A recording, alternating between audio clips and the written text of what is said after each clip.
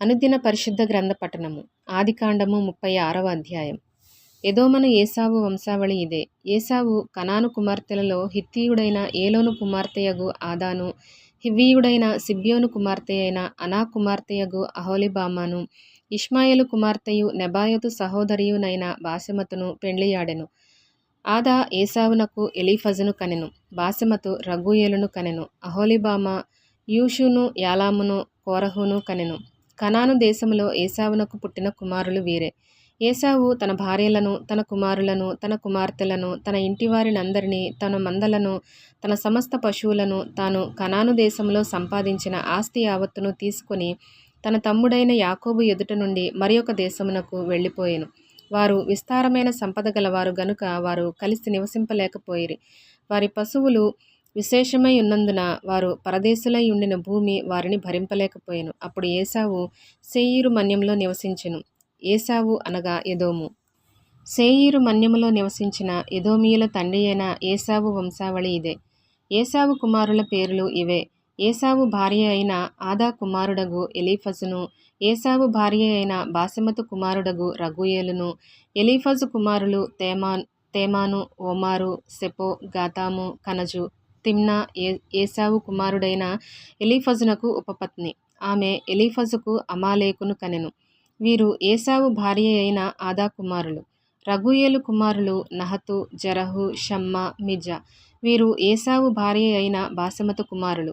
ఏశావు భార్యయు సిబ్యోను కుమార్తెయగు అనా కుమార్తెయునైన అహోలీబామ కుమారులు ఎవరనగా ఆమె ఏశావునకు కనిన యూషు, యాలాము, కోరహు.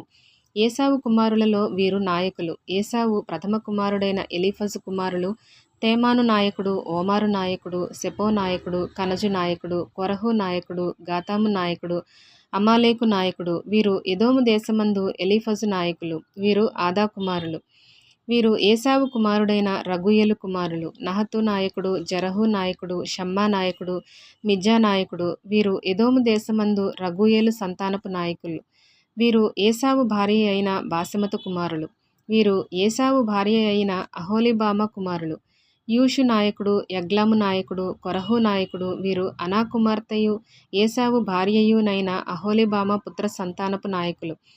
ఎదోమను ఏశావు కుమారులు వీరు. వారి వారి సంతానపు నాయకులు వీరు. ఆ దేశ నివాసులైన హోరీయుడైన శేయీరు కుమారులు లోతాను, శోబాలు, సిబ్యోను, అనా, దిషోను, ఏసెరు, దిషాను. వీరు ఎదోము దేశమందు శేయీరు పుత్రులైన హోరీయుల నాయకులు.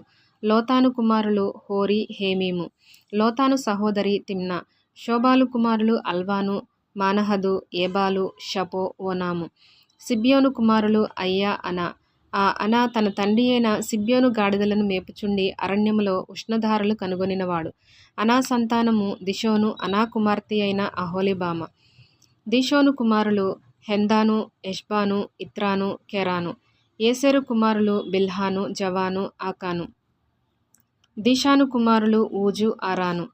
హోరీయుల నాయకులు లోతాను నాయకుడు, శోబాలు నాయకుడు, సిబ్యోను నాయకుడు, అనా నాయకుడు, దిషోను నాయకుడు, ఏసెరు నాయకుడు, దిషాను నాయకుడు. శేయీరు దేశమందలి వారి నాయకుల చొప్పున వీరు హోరీయుల నాయకులు. మరియు ఏ రాజైనను ఇశ్రాయేలీల మీద రాజ్య పరిపాలన చేయక మునుపు ఎదోము దేశములో రాజ్య పరిపాలన చేసిన రాజులెవరనగా బెయారు కుమారుడైన బెల ఎదోములో రాజ్య పరిపాలన చేసెను. అతని ఊరి పేరు దిన్హాబా. బెల చనిపోయిన తరువాత బొస్రావాడైన జరహు కుమారుడగు యోబాబు అతనికి ప్రతిగా రాజాయెను. యోబాబు చనిపోయిన తరువాత తేమానీయుల దేశస్థుడైన హుషాము అతనికి ప్రతిగా రాజాయెను. హుషాము చనిపోయిన తరువాత మోయాబు దేశమందు మిద్యానును కొట్టివేసిన బదదు కుమారుడైన హదదు అతనికి ప్రతిగా రాజాయెను. అతని ఊరి పేరు అవీతు. హదదు చనిపోయిన తరువాత మశ్రేకా వాడైన శమ్లా అతనికి ప్రతిగా రాజాయెను. శమ్లా చనిపోయిన తరువాత నదీ తీరమందలి రహెబోతు వాడైన షావూలు అతనికి ప్రతిగా రాజాయెను. షావూలు చనిపోయిన తరువాత అక్బోరు కుమారుడైన బయల్హానాను అతనికి ప్రతిగా రాజాయెను. అక్బోరు కుమారుడైన బయల్హానాను చనిపోయిన తరువాత హదరు అతనికి ప్రతిగా రాజాయెను. అతని ఊరి పేరు పాయు. అతని భార్య పేరు మహేతబేలు. ఆమె మేజాహాబు కుమార్తె అయిన మత్రేదు కుమార్తె. మరియు వారి వారి వంశముల ప్రకారము వారి వారి స్థలములలో వారి వారి పేరుల చొప్పున ఏశావు సంతానపు నాయకుల పేరు లేవనగా తిమ్నా నాయకుడు, అల్వా నాయకుడు, యతేతు నాయకుడు, అహోలీబామా నాయకుడు, ఏలా నాయకుడు, పీనోను నాయకుడు, కనజు నాయకుడు, తేమాను నాయకుడు, మిబ్సారు నాయకుడు, మగ్దీయేలు నాయకుడు, ఈరాము నాయకుడు, వీరు తమ తమ స్వాస్థ్యమైన దేశమందు తమ తమ నివాస స్థలమున ప్రకారము ఎదోము నాయకులు. ఏశావు ఎదోమీయులకు మూలపురుషుడు. ఆదికాండము 37వ అధ్యాయం. యాకోబు తన తండ్రి పరదేశవాసిగా ఉండిన కనాను దేశములో నివసించెను. యాకోబు వంశావళి ఇది. యోసేపు 17 ఏండ్ల వాడై తన సహోదరులతో కూడా మందను మేపుచుండెను. అతడు చిన్నవాడై తన తండ్రి భార్యలైన బిల్హా కుమారుల యొద్దను జిల్ఫా కుమారుల యొద్దను ఉండెను. అప్పుడు యోసేపు వారి చెడుతనమును గూర్చిన సమాచారము వారి తండ్రి యొద్దకు తెచ్చుచుండువాడు. మరియు యోసేపు ఇశ్రాయేలు వృద్ధాప్యమందు పుట్టిన కుమారుడు గనుక తన కుమారులందరికంటే ఎక్కువగా అతని ప్రేమించి అతని కొరకు విచిత్రమైన నిలువుటంగి కుట్టించెను. అతని సహోదరులు తమ తండ్రి అతనిని తమ అందరికంటే ఎక్కువగా ప్రేమించుట చూచినప్పుడు వారు అతని మీద పగపట్టి అతనిని క్షేమ సమాచారమైనను అడుగలేకపోయిరి. యోసేపు ఒక కలకని తన సహోదరులతో అది తెలియచెప్పగా వారు అతని మీద మరి పగపట్టిరి. అతడు వారిని చూచి, నేను కనిన ఈ కలను మీరు దయచేసి వినుడి. అదేమనగా, మనము చేనిలో పనలు కట్టుచుంటిమి. నా పన లేచి నిలుచుండగా మీ పనలు నా పనను చుట్టుకొని నా పనకు సాష్టాంగపడినని చెప్పెను. అందుకతని సహోదరులు, నీవు నిశ్చయముగా మమ్ము నేలెదవా, మా మీద నీవు అధికారి వగుదువా అని అతనితో చెప్పి అతని కలలను బట్టి అతని మాటలను బట్టి అతని మీద మరింత పగపట్టిరి. అతడు ఇంకొక కలకని తన సహోదరులకు తెలియచేసి, ఇదిగో నేను మరి ఒక కలకంటిని. అందులో సూర్యచంద్రులను 11 నక్షత్రములను నాకు సాష్టాంగపడినని చెప్పెను. అతడు తన తండ్రితోనూ తన సహోదరులతోనూ అది తెలియచెప్పినప్పుడు అతని తండ్రి అతనితో, నీవు కనిన ఈ కల ఏమిటి? నేను నీ తల్లియు నీ సహోదరులను నిశ్చయముగా వచ్చి నీకు సాష్టాంగపడుదుమా అని అతని గద్దించెను. అతని సహోదరులు అతని యందు అసూయపడిరి. అయితే అతని తండ్రి ఆ మాట జ్ఞాపకముంచుకొనెను. అతని సహోదరులు షెకెములో తమ తండ్రి మందను మేపుటకు వెళ్ళిరి. అప్పుడు ఇశ్రాయేలు యోసేపును చూచి, నీ సహోదరులు షెకెములో మంద మేపుచున్నారు, నిన్ను వారి యొద్దకు పంపెదను రమ్మన్నప్పుడు అతడు మంచిదని అతనితో చెప్పెను. అప్పుడతడు, నీవు వెళ్ళి నీ సహోదరుల క్షేమమును మందక్షేమమును తెలుసుకొని నాకు వర్తమానము తెమ్మని అతనితో చెప్పి హెబ్రోనులో లోయలో నుండి అతని పంపెను. అతడు షెకెమునకు వచ్చెను. అతడు పొలములో ఇటూ అటూ తిరుగుచుండగా ఒక మనుషుడు అతనిని చూచి, నీవేమి వెదకుచున్నావని అతనిని అడిగెను. అందుకతడు, నేను నా సహోదరులను వెదకుచున్నాను. వారు ఎక్కడ మందను మేపుచున్నారో అది దయచేసి నాకు తెలుపుమని అడిగెను. అందుకు ఆ మనుషుడు, ఇక్కడ నుండి వారు సాగి వెళ్ళిరి. వారు దోతానుకు వెళ్ళుదము రండని చెప్పుకొనుట వింటినని చెప్పెను. అప్పుడు యోసేపు తన సహోదరుల కోసము వెళ్ళి దోతానులో వారిని కనుగొనెను. అతడు దగ్గరకు రాకమునుపు వారు దూరము నుండి అతని చూచి అతని చంపుటకు దురాలోచన చేసిరి. వారు, ఇదిగో ఈ కలలు కనువాడు వచ్చుచున్నాడు, వీని చంపి ఇక్కడనున్న ఒక గుంటలో పారవేసి దుష్టమృగము వీని తినివేసెనని చెప్పుదము. అప్పుడు వీని కలలేమగునో చూతము రండని ఒకనితో ఒకడు మాటలాడుకొనిరి.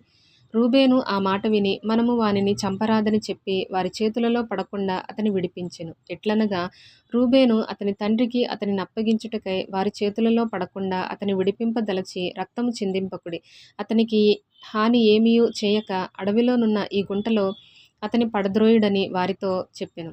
యోసేపు తన సహోదరుల యొద్దకు వచ్చినప్పుడు వారు యోసేపు అంగీని అతడు తొడుగుకొని ఉండిన ఆ విచిత్రమైన నిలువుటంగీని తీసివేసి అతని పట్టుకొని ఆ గుంటలో పడద్రోసిరి. ఆ గుంట వట్టిది, అందులో నీళ్లు లేవు. వారు భోజనము చేయ కూర్చుండి కన్నులెత్తి చూడగా ఐగుప్తునకు తీసుకొని పోవుటకు గుగ్గిలము మస్తకయు బోళమును మోయిచున్న ఒంటెలతో ఇష్మాయేలీయులైన మార్గస్థులు గిలాదు నుండి వచ్చుచుండిరి. అప్పుడు యూదా, మనము మన సహోదరుని చంపి వాని మరణమును దాచిపెట్టినందువలన ఏమి ప్రయోజనము? ఈ ఇష్మాయేలీయులకు వానిని అమ్మివేయుదము రండి. వాడు మన సహోదరుడు, మన రక్త సంబంధి గదా, వానికి హాని ఏమీయూ చేయరాదని తన సహోదరులతో చెప్పెను. అందుకతని సహోదరులు సమ్మతించిరి. మిద్యానీయులైన వర్తకులు ఆ మీదుగా వెళ్ళుచుండగా వారు ఆ గుంటలో నుండి యోసేపును పైకి తీసి ఆ ఇష్మాయేలీయులకు 20 తులముల వెండికి అతనిని అమ్మివేసిరి. వారు యోసేపును ఐగుప్తునకు తీసుకొని పోయిరి. రూబేను ఆ గుంటకు తిరిగి వచ్చినప్పుడు యోసేపు గుంటలో లేకపోగా అతడు తన బట్టలు చింపుకొని తన సహోదరుల యొద్దకు తిరిగి వెళ్ళి, చిన్నవాడు లేడే, అయ్యో నేనెక్కడికి పోదుననగా, వారు యోసేపు అంగీని తీసుకొని ఒక మేకపిల్లను చంపి దాని రక్తములో ఆ అంగీ ముంచి ఆ విచిత్రమైన నిలువుటంగీని పంపగా, వారు తండ్రి యొద్దకు దానిని తెచ్చి, ఇది మాకు దొరికెనని, ఇది నీ కుమారుని అంగీ అవునో కాదో గుర్తుపట్టుమని చెప్పిరి. అతడు దానిని గుర్తుపట్టి, ఈ అంగీ నా కుమారునిదే, దుష్టమృగము వానిని తినివేసెను, యోసేపు నిశ్చయముగా చీల్చబడిననెను. యాకోబు తన బట్టలు చింపుకొని తన నడుమున గోనెపట్టా కట్టుకొని అనేక దినములు తన కుమారుని నిమిత్తము అంగలార్చుచుండగా, అతని కుమారులందరును అతని కుమార్తెలందరును అతనిని ఓదార్చుటకు యత్నము చేసిరి. అయితే అతడు ఓదార్పు పొందనొల్లక, నేను అంగలార్చుచు మృతుల లోకమునకు నా కుమారుని యొద్దకు వెళ్ళెదనని చెప్పి అతని తండ్రి అతని కోసం ఏడ్చెను. మిద్యానీయులు ఐగుప్తునకు అతని తీసుకొని పోయి ఫరో యొక్క ఉద్యోగస్తుడును రాజసంరక్షక సేనాధిపతియునైన పోతీఫరునకు అతనిని అమ్మివేసిరి.